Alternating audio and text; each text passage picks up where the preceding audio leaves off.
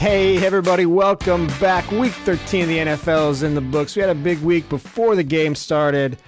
Big week for Packers fans after the games ended. Poker Guy, how you doing out there on the East Coast? I'm good, man. It's back to 80 degrees, so I'm sweating my nuts off. Currently wearing board shorts and a tank top. Beads of sweat falling down my forehead. But I'm not worried about that though. I went through the supermarket and the frozen food aisle was very cold, so there's no way that global warming is happening. It's a myth, and we don't need to be worried about that. okay, good. I'm happy. This makes me happy. I'm just gonna go crank my AC down to fucking 70 so I can live in this world. So you can get through the day. I'll tell you what, Chiefs fans are not getting through another day with Kareem Hunt on their team. They had the first game without Kareem Hunt. We'll get into him here in just a second. Kansas City went to Oakland, ended up winning 40-33. Chiefs moves to 10-2. Raiders fall to 2-10. Patty Mahomes, another big day. Derek unicycle. Hey, he put some points on the board, but they couldn't get the win. But let's go ahead. Let's talk about the big story of the week. Kareem Hunt, no longer a Kansas City Chief. So we saw the video earlier. We saw a couple of things. I guess it was in a hotel or in his new apartment complex. I guess it looks like he kicked a girl or like pushed her with his foot, which is attached to his leg. He just kind of shoved her. So I guess it is a kick. What would you define that as, man? Like domestic violence? Like I don't really know how to describe it. It's hard to describe it if you haven't seen it. It's kind of like a weird video. Yeah, you got to watch the video. The story that I have cobbled together as it goes is that Kareem Hunt and some of his friends brought some ladies back to his new apartment in Cleveland. Is that right? I mean, does he fucking live in Cleveland? Yeah, he had it in Cleveland. It was called The Nine. And it was the 9. I mean, there's mistake number 1, Kareem Hunt. Like, what the fuck are you doing living in Cleveland in the off season? I don't care if you're from there. Move somewhere else. Move to LA. It's cheap to live there, you know? I guess, but get the fuck out of Cleveland. That's mistake number 1. Number 2, he and his friends brought some young ladies back to his apartment. Things went south. My understanding is that the young lady was directed to perform some sexual deeds on one of Kareem's friends. She refused. She was told to leave the apartment. She refused. And then things got a little bit nasty. Now, of course, there are accusations of, she's a young white lady. He's a young black male. So there's a race card being pulled out all around. But only thing we do know is what we saw on the videotape. And so he's accused of pushing her, which that's not correct. All right. So he didn't push her. He pushed somebody who careened into her. Right. So, but when she's on the ground, he did give her a bit of a kick. Right. I mean, it was a kick at. All right. So I'm not sympathetic towards his actions, but we were trying to use a bit of a comparison, the Joe Mixon incident from the pizza parlor back when he was at Oklahoma. So if you haven't seen it, stop this podcast, put it on pause, pull it up on YouTube, because I had to watch it. I've never seen it before. It's pretty wild. It looks like Joe Mixon just with a nice right-hander, just right in this chick's face. It's actually pretty brutal. That one's a rough one. I can't believe that guy's still in the NFL. Well, he wasn't in the NFL when that happened. He was at Oklahoma when that happened. He was suspended from the team for a year. Then he was reinstated at Oklahoma, and then he was drafted into the NFL. And that was like a Wilder Fury sort of situation. Well, the only thing missing from that was Nixon doing the throat slash after Wilder knocked Fury down. Because he fucking clocked that lady. Dude. And here's the bottom line. Joe Mixon, he was catching passes out of the backfield from your man, the very athletic Jeff Driscoll today. And he was able to play. I mean, it's not domestic abuse because Kareem Hunt didn't know this girl before or after then. It is violence against a woman who, you got no business doing that. So it remains to be seen. The other thing that we took a look at was the Lisa Salters Kareem Hunt interview. And Kareem Hunt, you need a PR guy because you did not come off well. You did not come off well in that video. I did nothing to support your contrition to the state of affairs that he's in. Well, you said it best, man. It's like one of those videos. It's like I'm sorry that I got caught. You He's know, very sorry that he got caught. He's like, man, I'll tell you what. That was the first I saw the video. I saw it with you guys, man. I could have used a little heads up there because I didn't even know that video was out there. A lot of people mad at the NFL that they didn't look into this a little more, with a little more diligent, or was it diligence? Yeah, diligence, a little more diligence, that they weren't a little more proactive in gathering information around this. Same thing with the Chiefs. But one of the kind of traps at least the Salters made was, what are you doing? Do you have a problem with anger? And he's like, yeah, I'm doing everything I can to better myself. And she's like, have you seen a counselor yet? He's like, no, man, I have not seen a counselor yet. I have done nothing in the previous 10 to 11 months since this incident occurred to try and make myself a better person. But now it's out in the open and I need to get another NFL job. Yeah, I'm going to do that. I'm going to go ahead and call some dude named Greg, hang out on his couch for a while, talk about my issues, get certified as being anger-free, and then get back to playing football. I don't know if you saw like the product placement in the back. Like, I guess when Lisa Salters, like, camera pans to her, there's like a crudely crayon drawn picture of like the Kansas City Chief arrowhead, and it's like put on the fridge. It's like the classic product placement. It's really funny. It's kind of like when you're watching Transformers or Terminator 3, like the Aleve. Oh, Terminator 3. What is it? The Aleve truck like drives through the screen. That was some fat burner. I can't remember what it was. I don't know how I don't remember what it was, because that was the most grotesque product placement in the history of cinema. Xenadrin. It was a Xenadrin truck. I'm pretty sure it's Xenadrin. There you go. It's effective though, man. Yeah. I don't even know. I couldn't tell you any other Hydroxycut. Maybe it wasn't Hydroxy. I think it was Xenadrin. I think it was Xenadrin. Xenadrin. But the point is, Arnold, is that it's that blonde chick, and Xenadrin is all I remember from that movie. It was just a classic product placement, and it kind of made it look like, hey guys, like, I'm still willing to play. It was kind of like a career-saving kind of move. But it was, I don't want to say hysterical, but it was just, you need a new PR guy, man. You at least needed to practice a little bit. I don't know. He had one answer, and it was like, yo, I'm sorry. That's not I'm trying to be a better person. I'm contrite. But how fucking contrite are you if you've done nothing over the last 10 months to rectify the situation? Well, let's agree. You're not sorry. You're sorry you got caught. He's not sorry. He's not sorry he got caught. And I'm going to be honest with you. I think he's never going to be sorry about what happened. And us as viewers, I think we all see that. So I don't think he should be punished in the sense, I don't think he should get cut, but I think they should take like 80% of his paycheck and donate it to like women's shelters, and that's what they need to start doing. If you want to hit chicks, you want to headbutt chicks, fine, go ahead. But we're going to take 30% of your paycheck, 40% of your paycheck, and we're going to make you, lose that and donate it. Or even worse, community service. Boom, boom, boom. But like absurd amount of community service, Well, I don't know if it should necessarily be fine. Go ahead. That's not what I meant. I don't think that, given the NFL's current situation, I think they are currently at that where they're like, fine, go ahead, but you got to sit out for a couple games. I guess not cut him. The viewing public not particularly pleased with that policy. So you got a job. Cut him. Don't cut him. You know what I mean? Because I think if they cut him, he's just going to be mad at this woman. He's going to have a little bit of resentment towards this woman. He's going to be like, fuck, man, I should have kicked her harder. He's going to have this weird idea in his head. Look, man, go apologize to her.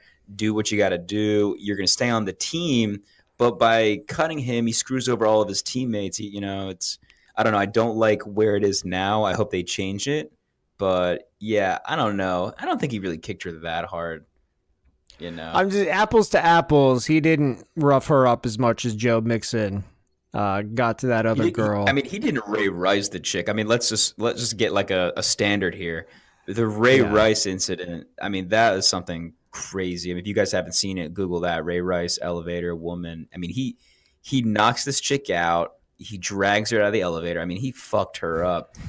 This is nowhere even close to this. It is a security video, and it's a black guy. So they got to make it, they got to make it seem like it's bigger than it is. I didn't really think it I was mean, that big of a deal. I mean, it is what it is. What the NFL has proved is that they have absolutely no tolerance for getting caught on videotape beating up women.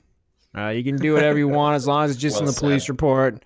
You're fine. But once the tape comes out, we're gonna have a talking to. All right. So What if you kick some chick like an Uber driver? Are you still allowed to play in the NFL?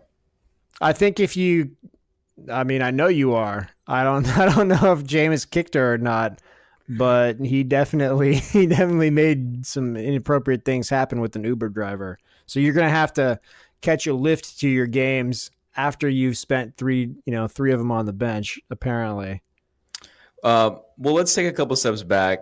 What do you think about the actual game itself? I know Unicycle put up some good numbers, but he put up some good numbers against the Chiefs defense. Do you think that's going to come back to bite them in the ass? I mean, we've kind of been saying the same thing the whole year, but Chiefs I mean, defense, it's an Achilles heel for that team. Time will tell. I mean, there's two big weaknesses for the Chiefs right now. I guess three. They're a little thin at running back. They have a weak defense, and we're eventually going to get to see playoff Andy Reid. Yeah. So there are a lot of variables working against him there. The Pats look good today. Texans are red hot. So you never know. And we'll kind of see how the Chargers the Chargers are getting their fucking asses kicked right now. But we'll see, what the playoff picture looks like, and take it from there. One team that's not going to be in the playoffs, and another guy that's lost his job, Mike McCarthy. He didn't do anything. I mean, I guess it depends if you're a Packers fan or not, because he wasted the prime of Aaron Rodgers' career. So I don't know how much you kind of value that. But Mike McCarthy, he ended up losing to the Cardinals today. Josh Rosen, was he the best quarterback on the field? Is that too controversial to say that? I don't think that he was. But Cardinals 20, Packers 17. And Mike McCarthy got the Lane Kiffin fire your fucking ass on the tarmac, because he was gone. He was fired before Scott Hansen signed off the air for NFL Red Zone. I mean, can you blame him, dude? Can you really blame him? The Cardinals are 2-9. Oh, excuse me. Now they're 3-9, sir. A rookie quarterback. Arizona is coming in 2-9. Quarterback goes 11 for 26, 150 yards passing. Rookie quarterback, and they still lose. It's right now, Green Bay's a raging dumpster fire, and I called it. I Nostradamus this shit to any of the listeners. I called it. They lose to the fucking Cardinals. Mike McCarthy's getting fired. So right now we have a weird moment. We got a bitter moment. It's bitter because the Packers are out of the playoffs. It's sweet because you got rid of Mike McCarthy, but it's bitter again because now you got the interim head coach, Joe Philbin, which is the weirdest thing about this whole situation. Because now you got Philbin, who, if you guys don't know who Joe Philbin is, he was hired to coach the Dolphins years ago, presumably because he's the man who looks most like a Dolphin. But Philbin being a head coach blows my mind. He's not going to be there next year. He'll probably be a quarterback coach in like Indianapolis or something. But the real question is, whose dick has he seen in Green Bay? Because this man, I can't believe he still has a job. I thought he was done. I thought he was completely out of the league by now. I mean, that's inconsequential. I mean, Greg Williams, he's not going to be the head coach next year. Right. Cleveland. Joe Philbin won't be. But coincidentally, the Packers and the Browns have the same record this year. So all you dipshit Packer fans out there, just remember that you and the Browns have the exact same record, and your quarterback is Aaron Rodgers. So, yeah, feel however you want to about that. Plus, Rodgers, I think, is 35 at this point. His best years are behind him. He's spending his time fucking not talking to his family and pretending like he's dating Danica Patrick. He's got two beards. I don't know about that, but he's not getting much better as time goes by. They wasted his prime, and that's why they got rid of Mike McCarthy. So, like you said, he didn't hit any women, but he did take a shit on the franchise, which is a big one too. I mean, McCarthy, if you want to be technical about it, he tortured thousands or millions of women. Every female Packers fan out there, he put through a tremendous amount of distress. So, I mean, who's the bigger bad guy here? Oh wait, no, it's definitely Kareem Hunt. No, it's absolutely Kareem Hunt. that's an easy question to answer. I'm on the fuck Joe Mixon train, man. I can't believe that, man. I still have that in my head, dude. I cannot believe he hit that chick that hard. And you got to give credit to this chick for taking that right hook, man. She took it like a champ. She's got a good chin on her, dude, because she went down a little bit, but she went right back up. She must be related to Tyson Fury. That's a natural segue into that Fury Wilder bout. So Wilder and Fury went at it. The boxing world is, I mean, what is a boxing match when people are not disgraced at the judge's outcome? If you don't fucking knock a dude out in a boxing match, you just got to assume that Oscar De La Hoya got all coked up, gave him a briefcase full of money, and you're not going to get the decision. Like, if you're fighting Canelo Alvarez, you better knock that fucking dude out, because Oscar De La Hoya has greased at least two of those judges. You're never going to get a fair decision. I don't know who got to that judge that scored it so severely in Wilder's favor. Granted, he did knock Fury down twice, and that knockdown in the 12th round, I'll tell you what, that's why I say that girl must be related to Fury, because I don't fucking know how he got up, man. Wilder knocked him down, gave the throat slash, did the shimmy, was Fortnite dancing all over his ass. And then Fury does the Undertaker resurrection, bumps up off the mat, and finishes it out. I mean, I was talking shit on that guy. We don't know anything about boxing, so, we're talking out our ass. But at that pregame thing, I was like, man, don't ever bet on that Fury guy. He looked a little soft. Well, he didn't fucking look soft there for 12 rounds, because he held his own more than that and won probably 9 out of 12 of them. Yet somehow that thing came out a draw. I don't care. Here's my $75. I'll watch round 2. That's what I don't like about this shit, man. They got to keep it going. I know we were talking about it earlier. Is they need to keep it going. I want round 13. I want round 14. I don't want them to fight to the death, but there needs to be a clear decision. Like, if it's going to a draw, that's bullshit, dude. I don't want to watch that. That is delivering a crappy product straight from the book of international football games, where you get 0-0 ties for a 90-minute game. Come on. They need to do it kind of like go into penalty kicks. Yeah, how hockey penalty and punches. It's exactly what I was going to get to, man. Like, they need to do it like penalty punches, where you just stand there and now it's nut shots. After round 12, everyone's got a cup on. It's nut shots. And you got to stand there. I mean, if they did that at the end of every boxing match, never would a Saturday night go by where I wasn't fucking in a pay-per-view boxing match. Particularly, like, if they had a whole card, like, like, I'll tell you what, man, the fucking action would pick up around, like, round 10. Like, dudes would just be swinging haymakers at each other because they know they got some blows of the beanbag coming if they don't fucking land one. And at a certain point in time, like, somebody's got to throw in the towel. Like, no mas. Like, imagine some dude's trainer after he gets jacked in the nuts for like the 3rd time. Like, it's just one nut shot a piece, right? And it's kind of like, it's like NFL overtime rules. Like, you flip the coin, you get nut shot, and then you get whatever 15 seconds to recover. And then it's like you got to stand there, nut shot, and then maybe it's college over. Then you switch. Say you get like a double nut shot, switch sides, but that's maybe something to think about for the sport of boxing. I don't know if there are a lot of people that would go for that, but on my end of things, problem solved, man. If we are at 12 rounds, we've thrown 2,000 punches at each other's heads. Well, guess what, boys? It's time. It's time. Like, imagine the crowd there, too. Everybody would be on their feet for those things. Everybody would be on their feet. So I think we stumbled onto a very elegant solution for these horrible boxing draws. When we get off the pod here, we gotta go to the side here. We gotta look up. I think we need to start our own boxing league, because that's gonna. I feel like that would just sell like wildfire. That is some pretty epic shit. I'd watch it. You'd watch it. Fuck, I'd participate. I'd want to be the referee. I'd want to be inches away from this as it's going down. People getting kicked in the nuts. I love it. Or maybe after like round 8, we take the gloves off of this thing. We take the gloves off after round 8. Oh, it gets progressively crazier. Yeah, so you take the boxing gloves off after the 8th round, and you put MMA gloves on everybody for rounds 9, 10, 11, and 12. Then what? And then if that doesn't work, then we're into nut shots.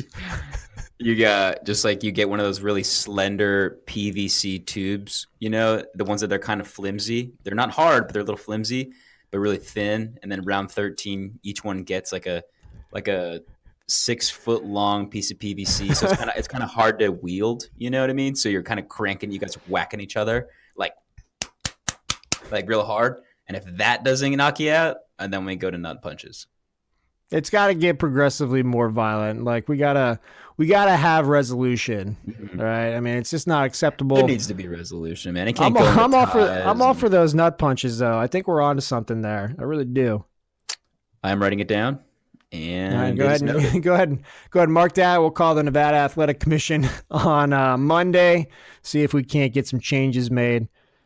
Changes coming for the Bears at quarterback once Trubisky gets healthy again, because I don't think Chase Daniel did anything to rip that job away from him today. He turned the ball over multiple times. I thought Eli Manning would do a little more than that. I'll tell you what, though. Eli, watch your back, because Odell's coming for your job through his second touchdown pass of the year. Darnold's been terrible this year, so I guess the quarterback rankings in New York are Beckham, McCown, Darnold, and then Eli. So congratulations, Odell, for moving to the top of that list. He did have some good passes, though, Eli. 170 yards, 1 touchdown, only 1 interception. So I was kind of going through the comment section. A lot of comment sectioners are clamoring as this being potentially an Eli Manning redemption tour 2K18. So, I don't know. I kind of disagree with all that because it's a fantastic way to waste OBJ and Barkley. But who knows? I never know what's going on in East Rutherford. I will tell you this, though. My girlfriend, she does the same fucking thing with Chinese food. Baby, if you're listening, you order Chinese food, you have to eat it when it's warm. You can't reheat that shit, okay? You can't reheat Odell Beckham and Bark Dog in like 2-3 years. You can't reheat that. You got to eat it while it's hot. All right, baby? Love you. So, I mean, the Giants did everything they could to lose this. I mean, they were up 10 with, I think, 2 or 3 minutes left. Gave up the field goal. Got the onside kick the Bears did. I think it was only a second recovered onside kick in the NFL this year. Drove down, got the touchdown. They had a pass interference, second to last play of the game. Gave them the ball in the 1. But, hey, they drove down, got the field goal. They should have won that thing outright. Somebody dropped a touchdown pass in the end zone on that third down play. It was Steven Shepard. They went right through his fucking hands. Yeah, he should have had that, but they ended up stopping Chase Daniel in his tracks. I never thought I'd say this, but, man, you really got to hope Trubisky gets healthy sometime soon. I'm starting to question, not if he's really good. I don't think he's really good, but is he as bad as I was maybe painting him to be? I think he was bad last year. I think he was absolute trash last year, but I think it's his 3rd year now. I think he's gotten significantly better. But, yeah, they need a real quarterback at the helm. The good thing about the NFC North is that you have the Lions who lost, the Vikings who lost, and the what's the other team? The Packers. They lost. Packers, yeah. So you got the Bears coming in at 8-4. They pretty much only need to win a couple more games to clinch that spot. So yeah, they win 2 more games. I think they're in with that division title. They're in a pretty good spot right here because the defense is pretty much carried the team the entire year, and their offense is getting significantly better week by week. So we'll see. We'll see how it ends up for them. The next game I want to talk about, Vikings at the Pats. So Vikings went into Foxborough, lost 24-10. Pats moved to 9-3. Vikings fall to 6-5-1. 2 favorite moments of that game. Number 1, anytime Dan Bailey misses a field goal, I cannot wait for the producers to pull in tight on Mike Zimmer and see the pained look on his face. And boy, was it pained. Boy, was it pained. That dude's going to have another eye patch courtesy of Dan Bailey here sometime in the near future. And then the best moment of the day, obviously, was Bill Belichick getting into it with Adam Theilen. And that was surprising, man. Like, that was very surprising to me. It's well known that Bill Belichick's got quite the affinity for white wide receivers. You'd figure those two would be on good terms. But late in that game, Belichick was seen screaming at Adam Theilen to shut the fuck up and sit the fuck down near the New England sideline. I'm always going to side with Bill Belichick at home, and I'm going to side with Bill Belichick here. You can't run up to Bill Belichick and start talking shit. You can't do that. You shouldn't do that, but you did that. I don't know who the fuck he is to think that he can do that, but he did it. And we always talk about professionalism, that you can't be doing that. Like Deion Lewis, you're never getting signed to the Patriots again. Sorry, buddy. You can't do that in this league because once you cut what's his face, not Amendola or Welker. What's the other white guy they got? Hogan? No, the receiver. No, they got Wes Welker? No, not Wes Welker. Edelman. So once they cut Edelman they're going to need I'm surprised it took us that long to think of that. Yeah, But, it's a long list there, man. Once you cut him and go for, you're going to need Thielen at some point. So Thielen, you kind of put your own foot in your own mouth, buddy. You shouldn't be doing that. But I expect Elisa Salter's apology video in the next coming week, and I'm sure everything will be fine. Yeah, I mean, Adam Thielen, how many Super Bowl rings do you have? 0. How many does Bill Belichick have? Like 8 or 10 of them probably. I know he's got 5 as a head coach of the Pats, 1, 2 with the Giants. So that's at least 7. He's probably got a third one sprinkled, an 8th one sprinkled in there somewhere. I don't know. I'm not a Bill Belichick biographer, but I'm guaranteed that, Adam Thielen, that was a mistake, brother. You need to not be doing that. Another mistake made by me. All right, so I've been talking a lot of shit about getting off the Falcons. And, I couldn't resist, man. I for whatever reason, I couldn't resist. I thought it was a good matchup. Don't tell me you put money on them. Yeah, all right, so I did it again, man. Falcons, you're officially on the Buffalo Bills list. I unofficially were on it like 2 weeks ago. They've been on the official list like 2-3 weeks in a row, brother. I know, man, but I got up this morning. I got that sweet Bovada account. I got my cell phone in my hand, and I'm just thinking about Matt Ryan. He's going to deliver for me today. No. It's too I'm like, easy. Lamar Jackson, he's not that good, man. He's not that good. And he's not that good. I don't think Lamar Jackson, I'm not saying he's not going to be good. I'm not going to put the curse. He's fresh. Yeah, it's his 3rd NFL game. He's got a lot to learn. He's 3-0 though, He's 3-0. Ravens move to 7-5. Falcons fall to 4-8. Once again, shedding that title of best 1-4 team. I'm going to strip them of that. I regret ever saying that. I regret every dollar that I've wagered on them in the last month. Like fucking A, man. You're officially on the Buffalo Bills list. They're on double super secret probation, man. They're on it with John Belushi. Is it John Belushi? Jim Belushi? I think it's John Belushi. Whatever Belushi is dead. And they're on that same list with him and all his frat brothers because they're on double secret probation. No more betting on the Falcons for me. They lost this one 26-16. They were 2.5-point favorites at home, I think. I don't know. It doesn't matter. It was like a 2-3 point spread. They didn't cover it either way. And all right, so the Falcons are done. The Falcons are done. They've lost 4. They're streaky, man. They're streak shooters, all right? Matt Ryan, he's a streak shooter. He's going to get hot. He's going to get cold. And, all right, so now I'm really starting to limit the amount of games that I can bet on this year, but that's okay because, you win some, you lose some, and I lost another one there. But hey, I lost that Bears game, too. I had another rough day. If you're fading me, man, you are doing well. Because I'm just looking down the board here, and I'm like, okay, that's why my bank account looks like the way that it does. I actually had to give my Bovada. I got another free plug here for mybookie.ag promo code Bobby for 50% deposit bonus. I actually had to switch back over to that because that had a bigger balance than my Bovada one. It's just very sad to look at. I feel like I want to let that account get a little bit of a break from the abuse that I've given it the last couple weeks. And I'm going to go back to my bookie, fucking A, man. It's been a rough, I was on the Bears. No. I was on the Falcons. No. And I was on the Panthers, of course. So Panthers fall to 6-6. That's 4 in a row they've lost. Bucks moved to 5-7. Dude, you had the Bucks though. Yeah, I had the Bucks on the podcast, but I had a change of heart there this morning, and I had my money on the Panthers. So, yeah, 24-17, Bucks won that one, and we're going to talk about the Colts here in a second. Guess who had the Colts today as well. But the Buccaneers, they go ahead. They're pretty much done in the playoff race. But like I said, they've got something to play for. Dirk Cutter. I mean, is it inconceivable that he saves his job? Yeah. Yeah, it is. It is I think it inconceivable. is. I think it is. But the real question here is, you're talking about Bucks Panthers, man. Is Riverboat Ron? Is he done? Because I think he's lost 5 or 6 in a row. I think they started 6-2 or something, and I think they're six. Yeah, they lost 4 in a row, and there were some sources coming out Yeah. that they might be evaluating whether he's the right guy for that job, and that's never what you want to hear. Tough times in Carolina, and it's always tough times for Cam Newton.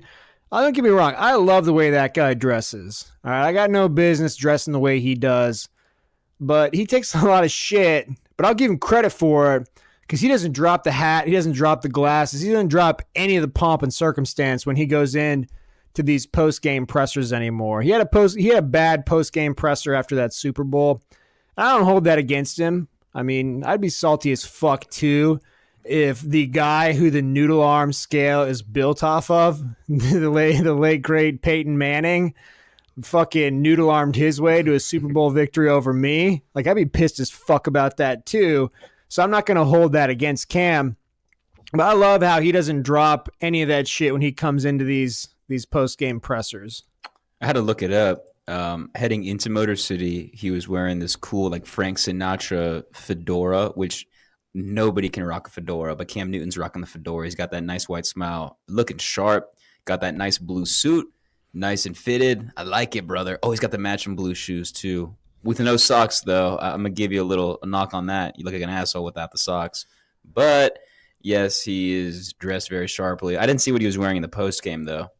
I think he wears the same thing. You know, I don't think he he's got like a changeover or anything. But he comes dressed very fashionably, and you know, all the white people in Wisconsin who are happy that McCarthy's gone, they don't like the way that Cam dresses. I can see why. I'm not liking that. Let me take a couple steps back here. I know we skipped through it here, but when we're going Ravens-Falcons, we had an RG3 sighting, one of your personal favorites. I don't know if you saw that. Was he in the game today? He was in the game, I think, for a couple snaps. Are they doing like a Taysom Hill thing with him? Because I would love that. No. Jackson got hurt. So not hurt. I think he got kicked in the face by his own lineman, and he had to go into like the concussion protocol. Oh, that's right. Yeah, I remember that now. Yeah, Yeah, so I don't remember seeing the RG3 plays, but yeah, Okay. he did have to go into the tent there for a bit. So I don't know if scary you saw it. times If for I everybody. missed it, but I was wondering if you could tell me what kind of hair he had, because he usually has those. I didn't see it either. Rows. I'm always rooting for those. Love RG3. I didn't see him with the lifeguard hat on either. But let's go ahead. Let's keep going. Let's keep discussing all of my poor picks for the week. The Jaguars, they win a stinker, an absolute turd fest. Colts fall to 6-6. Jaguars move to 4-8. 6-0. All right, so Cody Kessler, he is 1-0 as a starter for the Jacksonville Jaguars. Better than Bortles, 0 interceptions, and a win. I think that's more wins that he had in 8 starts with the Browns as well. So it's a great night in the Kessler household. He's on the Joe Flacco Sunday night program, ice cream and semen. Mm-hmm. It's going to be great. A great evening for everybody there. Great evening for Tom Coughlin too. I don't know if you saw him at the end of that game. Yeah, he was pumped. He was pumped as fuck. And a little bit of controversy at the end with that last play. I mean, yeah, you said it. Meh. All right, yeah, the guy's forward progress has stopped. At any other point in the game, they're going to keep running that clock. I get it. It's kind of like an NBA game, like basketball game. Like, do you call that foul in the last couple minutes of the game? You probably do. If you've been calling it that way the whole game, keep calling it that way. It was one of those things. I don't even think the players wanted to be on that field anymore, because the players, they were kind of like, whatever, the clock's still running, I don't really give a shit. And they just started, high-fiving each other and hugging it out. And no one really seemed to care. Not even the announcers. The announcers didn't even give a shit either. So I think everybody kind of wanted this game to end. It's probably like about 600 yards of total offense. I think probably less than that. It's kind of a boring game. I'm just more so surprised that you were able to make it to this podcast today. I'm surprised you're not face down in a gutter somewhere with Jim Irsay. But I'm happy you made it, brother. I'm happy you're okay. I know you didn't do too good today with gambling, but yeah.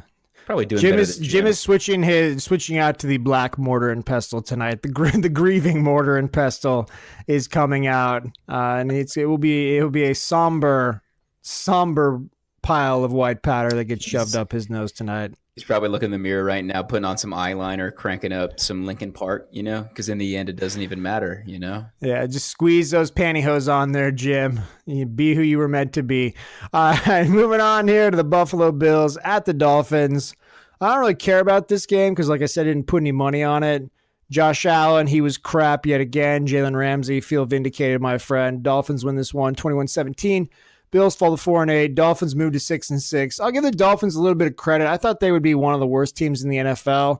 Turns out they're just, maybe the 10th worst team in the NFL. You're saying the Dolphins are the 10th worst team in the NFL? Yeah, they're probably the 20th best team, and they're 6-6. So, that's what just does a that put you? Classic late season Dolphins Bills game. It's just such a classic game. Ryan Tannehill showed up, which was nice, and he was actually playing. I think he had a couple interceptions, a couple touchdowns, so that was pretty neat. I don't know if you saw at the very, very end, though, the very last play with Josh Allen running around like a maniac. He threw this ball, and if it was just a little farther, they actually would have won the game. It wasn't as time expired, but it would have been really sick. It was like 4th and 10, 4th and 8, and I think something player Clay. Yeah, he underthrew that by about 2 feet. Otherwise, they have a walk-off win, and. Josh Allen, what I will say about Ryan Tannehill had 24 pass attempts for 137 yards. So he's Amazing. A member of the captain check down club. The Kirk Cousin check down club. Sorry, I said Kirk Cousin check down club. I meant Alex Smith check down club, but hope you're feeling better, brother. Yeah, feel better. Browns at the Texans. Browns 4-7-1, Texans 9 in a row. They moved to 9-3, 29-13. They get the win. They get the cover. Guess who bet on the Browns? That's right. Your man, Bobby Fever, misses another one this week. It was a tough week on that front. Deshaun Watson looked good. And I'll tell you what, man. The burners are officially off, man. They're still on in my household. It's still on your house. What did Bill O'Brien do to you, man? What did he do to you? He didn't do nothing. I just don't believe it. I've seen the fucking Hard Knocks. I've seen the games, dude. I think they've won 9 in a row. I think they're not won 9 in a row. I don't believe it, man. I'm not a believer, man. They started 0-3. Now they're 9-3. If I look at their schedule, they beat like the Titans on some bullshit call. I think they beat the Jags in some bullshit game. I don't believe it, man. I don't. But they did look good. Lamar Miller looked good. Deshaun Watson looked good. Defense looked good. J.J. Watt looking happy, smiling, looking sharp.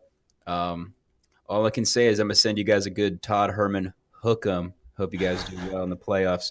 Can't wait for you guys to lose in the divisional round of the fucking Chargers. But, you heard it here first, people. Losing to the Chargers in the divisional round. That's likely. There's nothing unlikely about that. Or they beat the Chargers, then they go into camp. I don't know if you've seen, so on Pardon My Take, Big Cat, is it Big? Yeah, Big Cat. Dan Katz, I can't remember what his, I think he's Big Cat.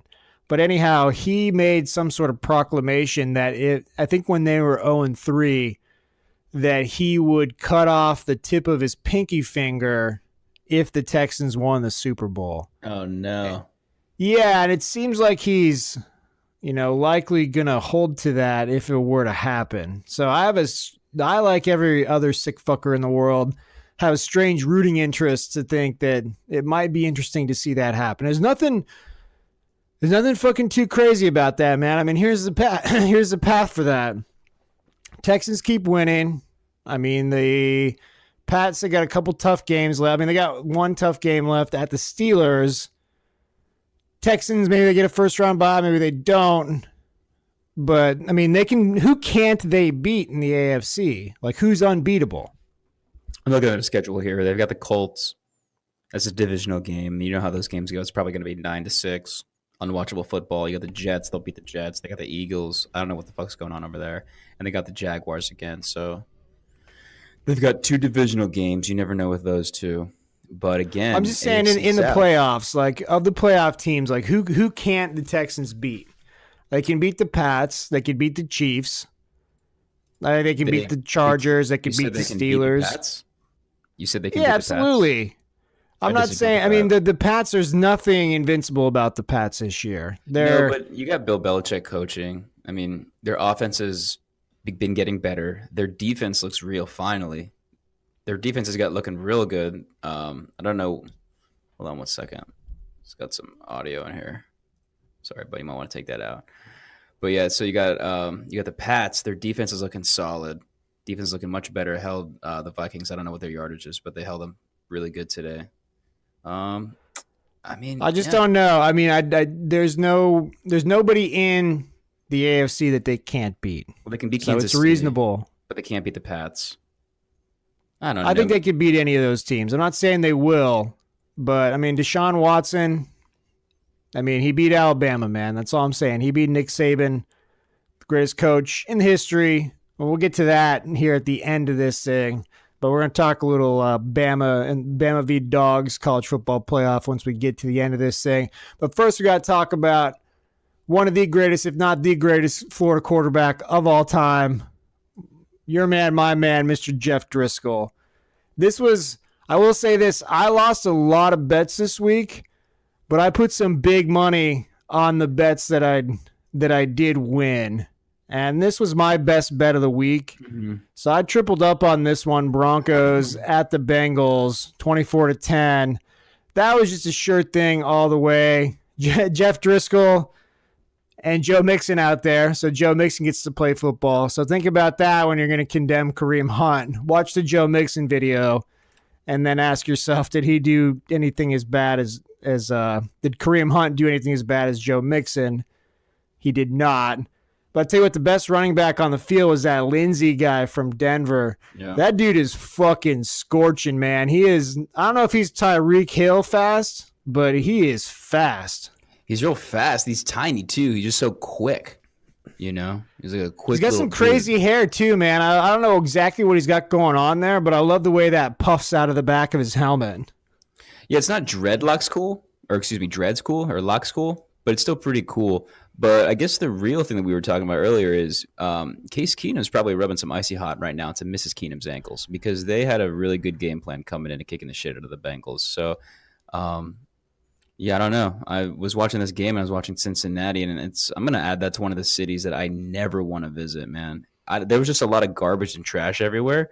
And then I was thinking of that, and then I was looking at the comments on a couple of these like threads, and I wasn't the only one thinking that. Other people were saying that, and I quote, "I've never seen so much garbage just blowing around the air in the field. It's the Bengals Stadium in a South American favela." And at which point somebody replied, "I swore I heard a vuvuzela." So, yeah, I've added Cincinnati to a city that I never want to visit, and on that list includes Phoenix, Oakland, and pretty much all of Canada because it's too cold. Not that I don't like Canadians, it's just really cold for me. But Cincinnati, man, I don't know. Give him the shovel. It's over for them. Keenum got the win, and he got some Zika virus, man. So you watch out for that. And here's the deal. It has the leverage of all of Marvin Lewis's dick pics. Has it run its course? Can it no longer defend keeping that guy on the sideline? Because he may get Mike McCarthy here pretty soon. And that may be the end of Marvin Lewis. That will be hilarious. What will be absolutely hilarious is if he gets fired mid-season and then they promote Hugh Jackson to interim head coach. There was, I wish I could send you this video, but I think last week or the week before when they had Hugh Jackson on the sidelines, you had Marvin Lewis standing there, arms crossed, hat, headphones, outfit. And then 2 feet to his right, you have Hugh Jackson, same pose, same hat, minus the headset. So it's like Hugh Jackson's trying real hard to be Marvin Lewis, and it might be that time. I think it might be that time. Just give your predecessor or give your successor what he needs. Give him the clipboard, give him the headphones, give him the Microsoft Surface Pro. I think the Hugh Jackson era is upon us. Yeah, I mean, that would be unprecedented, really, to be the head coach of two NFL teams, be it interim or not, in 1 year. So, I mean, stranger things have happened, that's for sure. Either Another that or Condoleezza Rice. I'm okay with Condi too. that or Condi. Like I said, though, I mean, think about Case's wife. She's fucking got the Broncos moving in the right direction. So think about her as a candidate Right. before you think about gonna any. give no credit to Vance Joseph. This is all Mrs. Keenum. Dude, she knows more about football than Vance Joseph does. And I guarantee she knows the playbook better. The offensive playbook, I guarantee she Definitely. knows that thing better than Vance Joseph does. 100%. And better than everybody. She probably knows it better than her husband. Like, I have seen her quizzing him on that shit, and she knows that way, way better than I think even Case Keenum does. Oh, that's funny as fuck. So watch out. She could be the first hire there in Cincinnati if that's the direction they're trying to go. Or it was the Browns. It was the Browns that were doing that, right? They're the ones that were going to interview Condi. But another head coach that's in trouble in year number 1. So Jim Caldwell got fired because the Rams went 9-7 last year. Matt Patricia, who can't coach defense, his defense sucks yet again. I don't know why they thought that things would improve. Because, my boy Nick Foles, he put up, 42 on him in the Super Bowl. Did you know Nick Foles is the Super Bowl MVP? I mean, granted, we're not seeing too much of him lately, but he's going to show up somewhere next year, and he's going to make a difference. But let's not get sidetracked on. They're going to talk about that all day. Sean McVay won the Battle of the Beards. He won the Battle of the Football Teams as well, 30-16. Rams, they cover this one. I didn't put any money on this thing, so I couldn't lose it. 11-1. For the Rams, they've got the inside track on the number 1 seed and home field advantage. Well, I mean, you use the term home field advantage very loosely when you talk about any LA football team, but they will get to play their playoff games at the LA Coliseum. Did you see the after game handshake? Did you see I did not see that. No, I did not. Well, you didn't have to see it. Here's another question. Have you ever seen the movie Twins with Arnold and DeVito? Yeah, I have seen it. Pretty much the same thing. If you got a DVD at hand, just look at that DVD. It's pretty much you're going to get the same thing. You're going to get Sean McVay with his wonderful beard, his wonderful fucking facials, features, and all this. And you got Matt Patricia standing next to him. Looks like he got all the shitty genes. So you got the genetic leftovers, man. You're the genetic crusts of this pizza that we've made. Yeah, I mean, that's a great analogy because Matt Patricia, I mean, is it too soon to put him on the hot seat? I mean, No. I think it is because even Hugh Jackson got 2 years, or he may have gotten 3 years. Fuck, I don't know. We got way too long. Well, this is kind of a rebuilding year. I think before they fire Matt Patricia, they're probably going to fire their offensive coordinator, who I think his name is Cooter, if I remember Jim correctly. Bob Cooter. Excuse me, Jim Bob Cooter. Jim Bob Cooter. So if they're going to do anything, they're going to fire Jim Bob Cooter, one of your cousins. They'll probably get rid of him first before they get rid of Matty P. But I doubt. I mean, is it too soon to just say that Matt Stafford is a fucking lost cause? And there's no point. I get it. He can throw the ball very hard, but he's another check down genius. You know what it is, man? It's his stats never. His stats never match the actual game. If you watch the game, he plays like shit, and then he'll have a lot of stats because they're always coming in from behind. Blunt 16 attempts, but Stafford, he's out there slinging the ball the whole fucking game because they're playing from behind. So that's why his stats are the way that they are. And then it doesn't matter what his stats are because at the end of the game, there's going to be an interception in the end zone anyways. So it doesn't even fucking matter. It's going to be an end zone interception with somebody doing a Fortnite dance, doing the Dougie, and then the game's over. It's the same thing over and over again. But I don't know. I would probably fire Jim Bob Cooter first and then see what he can do what the new offensive coach can do with Stafford. But maybe they could get their hands on Cliff Kingsbury. He's the former Texas Tech head coach. He's a hot commodity in the NFL right now. People are trying to get their hands on him in an offensive coordinator position. What they need to do is they need to get the guy who's really good at Madden. I forget his name. It's like Madden Bro 88. Get that guy and just bring him to the Lions because they probably have a better understanding of the playbook than Jim Bob Cooter or anybody else in the college football world. Just grab one of the Madden guys, get like the Shroud version of Madden, and bring him in. See what you guys are 4-8. Fuck it. They could get one of those dudes over there at that little like paper fucking pyramid thing where you like open it up and close it, and then you pick it up and open up and close it, and then you just pick their plays that way. I think they'd be a little bit better off with the offensive system they got going on there. Not a lot of rhyme, not a lot of reason, anything going on in Detroit. Agreed. Now, and here's another game. This is boring as fuck. The Titans with the non-thrilling comeback, with the least thrilling comeback in the league so far. They have a way of like getting in games that should be exciting and then just being boring as fuck. So the Jets fall 3-9. Titans move to 6-6. 26-22. Titans take the win here. Now, of course, I didn't put any money on this thing. It was too boring to get involved in. They were 8.5-point favorites, so they did not cover. And the Jets season is over. They are tanking it out. Todd Bowles is done.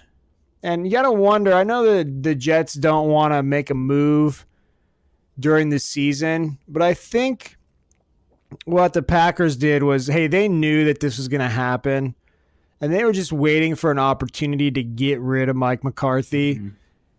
And I think the Jets need to just do that. They're getting rid of Bowles. There's nothing... I mean, you got to, if you fire him, then you kind of like, you're letting everyone know you're single, ready to mingle, and you can get, maybe get first dibs on the coach that you want. Who knows? I mean, they got a young quarterback. I do know an offensive coordinator who's got a good history, won a few Super Bowls, and could maybe revitalize that offense, one Mr. Josh McDaniels. Well, it's not, I wouldn't be surprised if that happens. That would be fucking hilarious because Bill Belichick was actually the head coach. Bill Belichick pulled a Josh McDaniels before Josh McDaniels ever pulled a Josh McDaniels. And he was the head coach of the Jets for about 15 minutes. And then Robert Kraft signed him away. And Bill Belichick, from what I remember, actually wrote his resignation on a napkin and then gave it to the Jets and was like, I resign as head coach of the Jets. Go fuck yourselves. And then he has proceeded to terrorize them for going on 2 decades now. I think that's the one team that if Josh McDaniels did that, he would stop getting a Christmas card from Bill Belichick. That's the one team that, he wouldn't even care if he took the Browns job. But if you take the Jets job, you can't do that. That's a divisional rival. You can't do that. I don't think he would do it. I'm just saying that would be hilarious if he doubled Josh McDaniels them. And then every year they had to deal with Belichick and McDaniels and all the angst that brought into their lives. I don't really have too much to say about this game other than I had this weird stat that the Titans won this game, but they were 1 for 10 on third downs, which is usually, like you said, the kiss of death for any team. But 1 in 10 on third downs, and the Jets still found a way to lose this game. So if they're trying to lose games, they did good. If they're trying to win, you guys fucking suck. But I saw this weird hashtag too in the comment section. Hashtag Tighten Up. Tighten up. I mean, stupid. That's stupid. I mean, like everything else about the state of Tennessee, that's stupid as shit. It's stupid. 49ers, they are trying to get their hands on Joey Bosa. That's their mission, and they got one step closer to achieving that. Niners fall to 2-10. Seahawks move to 7-5. 43-16. This is another one of our best bets of the week. I was doubled up on this one. Yeah. So Seahawks 43-16. They moved to 7-5. They got an inside track at a wild card here in the NFC. Pete Carroll, his Masseters are well tuned. They're well oiled. He's chewing the fuck out of that gum as he was watching Russell Wilson stack up the points today. So NFC standings right now, they're in the 5th seed right now. And the people that are on their heels, Carolina, tanking, Minnesota, garbage, Washington. Okay, no, next. No, next. So like you said, I think they're kind of setting up for a nice little playoff, little wild card spot. And then again, the playoffs, anything can happen. I do like Russell Wilson. Russell Wilson's been playing real well. Much to the sadness of Future, which is like my favorite joke. Taking good care of those kids, taking good care of his old lady too. Which is my favorite joke. But I had really low expectations for Russell Wilson, but he's been playing lights out. So hopefully he keeps playing well. 185 yards, 4 touchdowns. I didn't put any money on this, but this would have been a good one. I'll tell you what, the Chargers just went up. They have made a furious comeback. I'm going to go and fucking see this recap. I'm going to watch that thing when we get out of here. Mm-hmm. They're up 30-23 on the Steelers, 8 minutes left in the 4th. So we got that going on right now.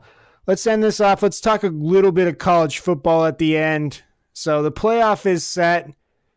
And I tell you what, this is the first time where I'm feeling very, very empty inside because the college football season is essentially over.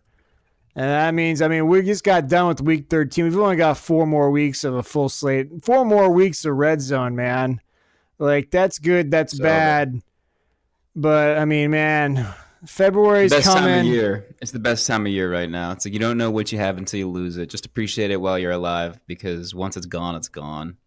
Yeah, I'm pre-grieving the end of the football season already. I'm bringing myself down just thinking about it. But let's go ahead. Let's talk about what happened in that Alabama-Georgia game. So Alabama, I was watching that thing. They looked dead in the fucking water for those first 3 quarters.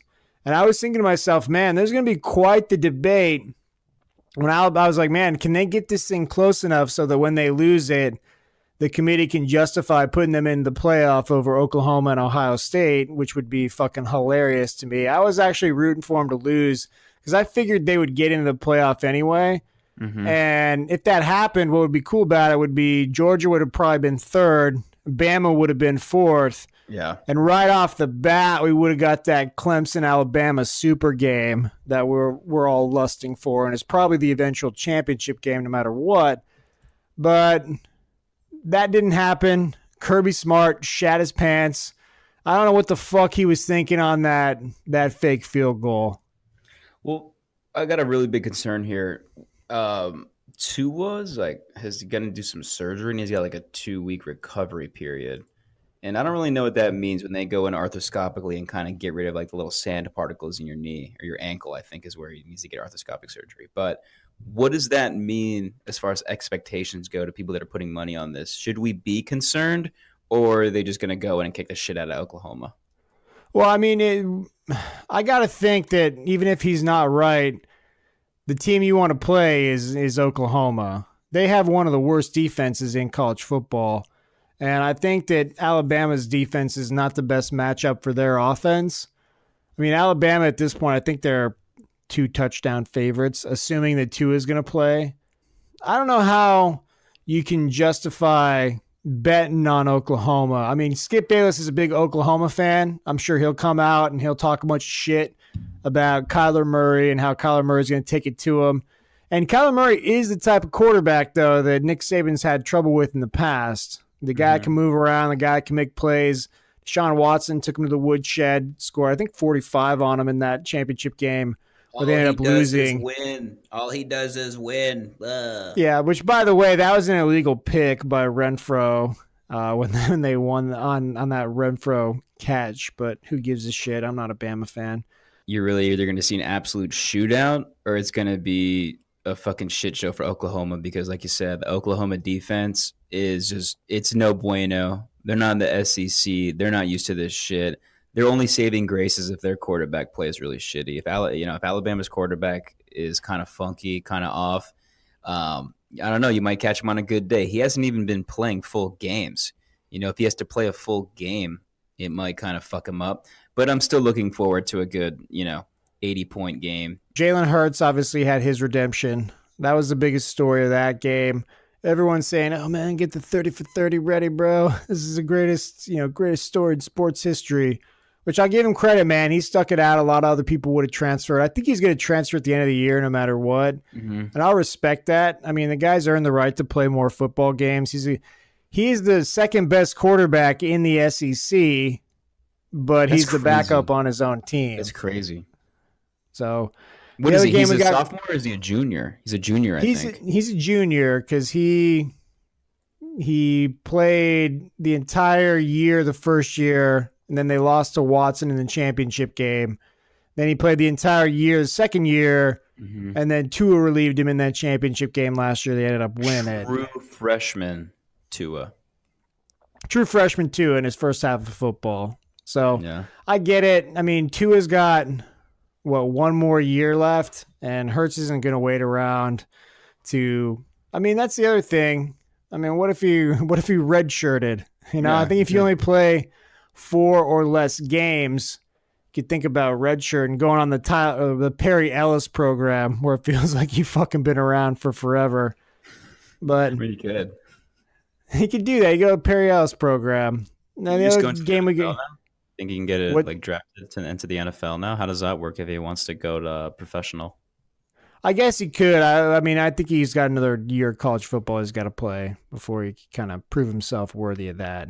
So you're saying for the game against Oklahoma, we're probably going to see Tua with some Hurts insurance.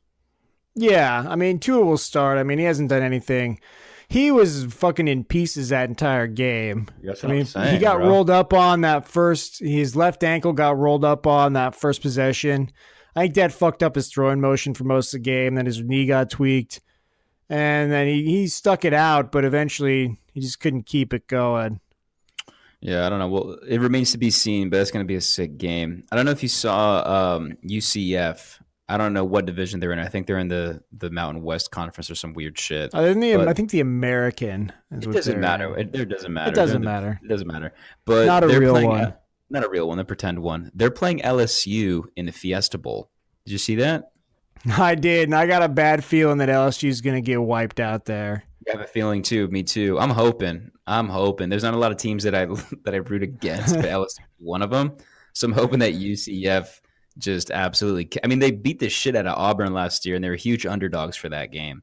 So essentially, what they're going to do is this: they got to beat Auburn, and then they're got to beat LSU, and then next year they're going to go for Bama. Yeah, I mean, we'll see. Well, I don't think that they're going to get a piece of Bama at all. They're never going to find their way into the playoff, and Bama's always going to be in the playoff, so I don't think they're ever going to get a shot at them. Yeah. What they should have done, though, is I guess the matchup right now is LSU, UCF, and then Michigan, UF. They should have just switched the two, so it would have been UF, UCF, and then LSU, Michigan. But the committee is handicapped, and they don't really know what they're doing. So it's a fucking super mega huge buzzkill. But either way, I'm going to be watching both of those games. Yeah, we're all really pumped up for that fucking 13-10 Florida-Michigan game that's coming on, whatever the Citrus Bowl or whatever they're playing, man. I'm tired of that shit. I'm tired of watching those two teams play. They're both boring. Hate them both.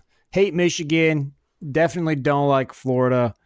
You're well aware of that, as are most of our listeners by this point. Last game to talk about, we got the matchup, Clemson versus Notre Dame. Mm-hmm. Notre Dame, bunch of Catholic cucks, set out the weekend, didn't play a conference championship game because they think they're too good for that. They're a national brand. Well, having that extra week of rest is going to do them no good. Clemson is going to kick the fucking living hell out of Notre Dame. Enjoy this month while you can, Irish fans, because Trevor Lawrence is coming for you. That defensive line is ferocious. And they're going to eat them for breakfast, lunch, and dinner and then shit them right out. The weird thing about Notre Dame that I never understand is they have this traveling fan base. It doesn't matter where they play, but everybody's got a fucking Notre Dame shirt. I don't get it. I get it. You guys are Irish or go Irish, whatever. Go Irish. I don't get it. But that traveling fan base, I don't know, man. Every time you turn ESPN on, that's all they talk about. You're not going to hear a single thing said about Clemson. They're going to talk about how Notre Dame's going to win this game. They're going to come from the bottom, all this shit. And then it's going to be like a 24-3 loss. That's generous. I think Clemson will put up 40 or 50 on them. I think it's going to get out of control. I think it's going to be just like that Alabama game from a few years ago. And it's going to get out of control, and Notre Dame's going to catch a savage beatdown. Well, I'm hoping for it because nothing makes me happier than sad Notre Dame fans that are still trying to figure out what sport they're watching. What is this? What is this? Is this football? Is that football? Hey, remember back in the 30s when we were good? Do you remember that? Because we all remember that, but you guys don't remember that, man. Respect our program. Same with Michigan. You guys haven't been relevant for at least 2 decades. Quit hanging on to that. You're not the program that you think you are. Well, my favorite is Boise State. That's my favorite team. Boise State, wherever they got that blue field, man. They get that blue field. Have you seen that blue field? Have you seen it? Dude, nobody gives us any respect, bro. Nobody gives us any respect, man. We're in the Mountain West Conference. Dude, shut up. You guys play like some bullshit. I don't even know what teams you guys play. I can't even name one other team in the Mountain West Conference. I would say Colorado, but I know they're in the Pac-12. But Yeah, they're looking for a new coach too. I think they're going to hire Georgia's defensive coordinator. So, it could be a big loss for the Georgia football program. Not really. I mean, those guys, they're here to stay. I think next year could be Georgia's year. They got a lot of underclassmen. As long as Kirby Smart doesn't fucking just lose his mind and do something stupid next year, they may be able to do that. But there's a brand new tradition in Georgia. Imagine if you're a Falcons fan and a Georgia fan. You've had a long couple of years. That's ever Georgia, since, though. That's always Georgia. Yeah, That's ever what it's since like that, for Georgia teams. the high point of their life was at 28-3. Was that 3 years ago? 3 years ago at this point. And it's been nothing but torture as hell for every football fan in Georgia. I don't wish that on anybody except for Tennessee fans. Did you get a chance to see their stadium today? Like the Atlanta stadium? No, I didn't. It was the game started about 50% full. Of course, the NFL said that they were sold out, but the stadium itself was only filled about halfway. And then right towards the fourth quarter, it was about a fourth of the stadium was filled. So to the people that work the cameras, take a look at the Chargers film and see what they do. And then you guys just need to copy that, because don't pan to the seats and the bleachers, because it makes you guys look like a bunch of assholes. The Raiders the Raiders were fully tarped on the upper level today. I don't know if you noticed that or not, but they were completely and fully tarped. I did. As far as that goes. I love seeing that shit. Like, they celebrated in Jacksonville when the tarps came off. That was like on the news. There was an article. Hey man, we took the tarps off. Okay, but like, why were they on in the first place? I think they're probably back on right now. I mean, they're probably back on at this point. The thing about Florida, do you really want to drive to fucking Jacksonville and hang out in Jacksonville with other Jacksonville people? No, you don't. You rather no. No, you don't want to do that. Speaking of teams that got tarps going on and shitty fan bases, the Chargers, they're up 30-23. We're going to get out of here. We're going to watch the rest of that game. PG, you got any closing thoughts here? Week 13 in the NFL? No, man. Just I'll probably sign off here and watch this game 30-23. I thought the Chargers are going to win this, so we'll see. This is a must-win for the Steelers. We'll have to see. Yeah, they still got the Pats left, and we'll track this thing. We'll track the playoff pictures. We're all very sad. We got one more month of this, everybody. Enjoy it. Time is fleeting. Life is precious. Have a great rest of the week. We'll be back here on Thursday to preview week. It sucks to say it. To preview week 14 in the NFL.